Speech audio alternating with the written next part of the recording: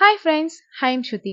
ராஜஸ்தான்ல ஒரு வினோதமான எலி கோயில் இருக்குன்னு உங்கள எத்தனை பேருக்கு தெரியும்? ஆமாங்க, ராஜஸ்தான்ல ஒரு வினோதமான எலி கோயில் இருக்கு.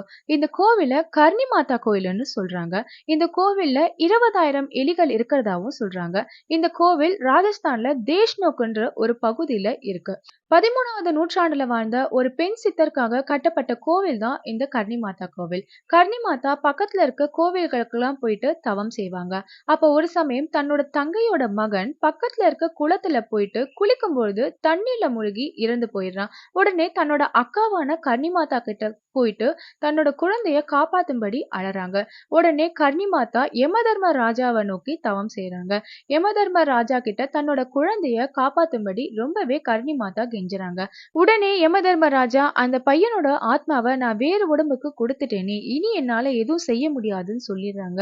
உடனே கோபம் அடைகிற கர்ணி மாதா, இனி என்னோட வம்சாவழியில எந்த உயிர் போனாலும் அந்த ஆத்மாவை நீங்க வேற யார்கிட்டயும் கொடுக்காம, அந்த ஆத்மா வேற எந்த உடம்புக்கும் பிறக்க வைக்காம இங்கேயே எலிகளா பிறக்கணும்னு சொல்லிட்டு கேட்டுக்கொள்றாங்க. இப்படி பிறக்கப்பட்ட இந்த எலிகள் தாங்க இந்த கோவில் முழுக்க ஓடி ஆடிட்டு இருக்குன்னு நம்ம தெரிஞ்சுக்கணுங்க. இந்த எலிகளை அங்க இருக்க மக்கள் தெய்வமா தாங்க பாக்குறாங்க. இந்த எலிகளுக்கு பாலை தான் உணவாவும் கொடுக்கறாங்க.